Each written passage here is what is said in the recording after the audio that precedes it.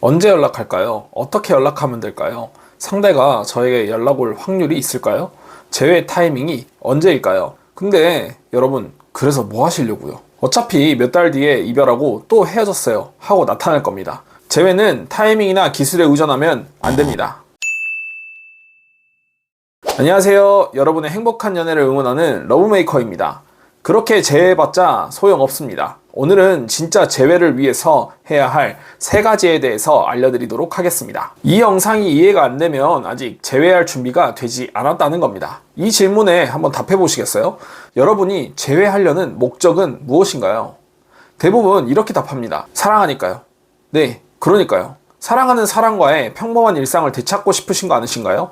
같이 손잡고 걷는 일상, 아침에 일어나 묻는 안부 인사, 이런 것들을 오래 행복하게 하고 싶은 거 아닌가요? 재회가 정말 너무 간절하게 하고 싶어서 재회 운, 타로, 신점 보신 적 있으시죠?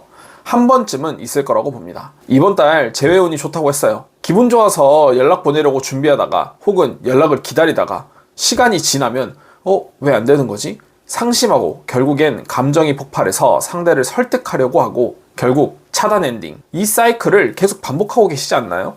재회운이나 신점에 기대는 순간 감정의 주도권을 완전히 빼앗기게 됩니다. 외부 요인에 따라 기분이 오락가락하고 결국 감정 컨트롤을 잃게 되는 거죠. 이런 감정은 결국 매달림과 집착으로 이어지고 다시는 돌이킬 수 없는 강을 건너게 되는 겁니다. 그러곤 스스로 이렇게 말합니다. 내가 다 망쳤구나. 자책하기 시작합니다. 그렇게 사랑도 당신의 자존감도 모두 다 망쳐버리는 거죠. 위로를 받고 싶다면 하는 것을 추천하지만 그것을 해결책이라고 맹신하며 재회에 접근하시면 안 됩니다. 재회라는 건 상대방 마음이 돌아서는 게 아니라 다시 잘 지낼 수 있는가에 초점을 맞춰야 하는 겁니다.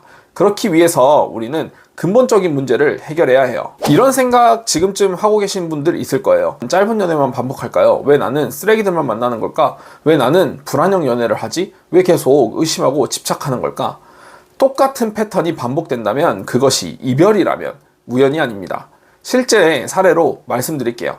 한 분이 재회에 성공하셨습니다. 타로에서 3개월 후 연락하라고 해서 그대로 했더니 다시 만나자고 하더라고요 하면서 연락이 왔어요. 그렇게 2주 뒤에 또 똑같은 이유로 헤어지셨습니다. 이건 단순히 한 분의 얘기가 아닙니다. 정말 단순한 재회의 기술, 재회 운, 신점에 매달려서 재회하신 분들의 많은 후기입니다. 재회 연락도, 지친 문자도, 재회 운도, 재회 부족도 모두 다 힘들게 했는데 왜 우린 똑같은 이유로 헤어졌을까요? 결국 근본적인 불안의 원인을 해결하지 않았기 때문입니다. 재회는 했지만 여전히 불안하고 여전히 집착하고 여전히 상대방을 의심하는 거죠. 이걸 해결하지 않으면 같은 사람과 또 다른 고통을 겪게 되거나 다른 사람을 만나도 똑같은 패턴을 반복하게 됩니다. 하지만 진짜 문제는 본인이 본인의 연애 패턴에서의 발견되는 문제점을 모른다는 거예요. 여러분도 한번 생각해 보실래요? 여러분 연애에 반복되고 있는 패턴에 대해서 알고 계신가요? 그럼 진짜 재회를 위해서 우리는 무엇을 해야 될까요? 진짜 재회를 위해 해야 할 3가지는 바로 이겁니다. 첫 번째, 나에 대해 알아야 합니다. 내 연애의 반복되는 패턴은 무엇인가? 그런 패턴이 나오는 근본적인 원인은 무엇인가? 어린 시절, 애착 경험, 자존감 문제, 트라우마? 왜 나를 아는 것이 중요할까요? 자신을 모르는 사람은 같은 실수를 계속 반복할 수밖에 없습니다. 내가 왜 불안해하는지, 왜 집착하는지, 왜 의심하는지도 모르면서 재회해도 똑같은 문제가 다시 터지는 거죠. 근본적인 원인을 알아야 고칠 수 있는 겁니다. 두 번째, 관계를 이어나갈 수 있는 기술을 익히셔야 됩니다. 회피형과 대화 어떻게 해야 돼요? 맨날 싸우면 저는 서운하다고 말을 못하겠어요. 서운함을 표현하면 왠지 떠나버릴 것 같거든요. 한 번이라도 이런 고민 해보신 적 있으신가요? 혹은 지금도 하고 계시진 않나요?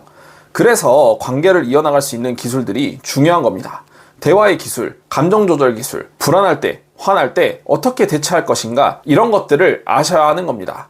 이런 기술들이 없으면 재회해도 연애해도 또 무너지게 되어 있어요. 사랑만으로는 관계가 유지될 수는 없습니다. 갈등이 생겼을 때 어떻게 대화할지, 감정이 폭발할 때 어떻게 조절할지 모르면 결국 똑같은 이유로 이별하게 되는 거죠. 3번째, 나다운 사랑 방식 찾기입니다. 저는 늘 맞춰주는 연애만 했어요. 정말 그걸 원하셨어요? 내가 바라는 연애는 무엇이고 내가 하고 싶지 않은 연애는 무엇인지 남들이 하는 연애 따라하지 말고 내 성격과 가치관에 맞는 사랑의 방식을 찾으셔야 됩니다. 왜냐하면 나에게 맞지 않는 연애 방식을 억지로 따라하면 결국 스트레스 받고 지치게 되어 있어요.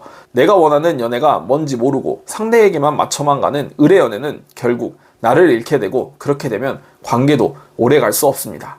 이 세 가지가 준비되었을 때 재회든 새로운 만남이든 진짜 행복한 연애가 가능해지는 거예요. 지금까지 2,000명 넘게 코칭을 하며 확신한 것이 있습니다. 사랑에는 배움이 필요하다는 겁니다. 코칭 초기에 50대 여성분께 코칭 신청을 받았습니다. 인생 경험도 더 많으신 분일 텐데 왜 나에게 코칭을 신청했을까? 라는 생각을 했지만 1시간이 지난 후 확신이 들었습니다. 사랑엔 배움이 필요하다. 잘못된 연애 방식과 생각들이 고착화되어 세월이 흐르면 난 사랑받을 수 없는 사람인가 봐요 라고 된다는 사실을 알게 되었어요. 진심으로 행복한 연애, 결혼을 꿈꾼다면 단순한 재회가 아닌 자기 자신을 돌아보고 성장하는 데 집중해야 합니다. 내 연애 패턴 속에서 문제를 파악하고 그 근본적인 원인을 없애셔야 됩니다. 감정 조절, 대화 기술 훈련, 그리고 나다운 사랑 방식을 찾는 연습들을 하셔야 되는 거예요. 이런 것들이 여러분들의 사랑을 지켜줄 겁니다. 그 사람만 생각하는 시간을 이제 나를 위한 시간으로 좀 바꿔보세요. 재회는 끝이 아닙니다. 행복한 나로 새롭게 시작하는 것입니다.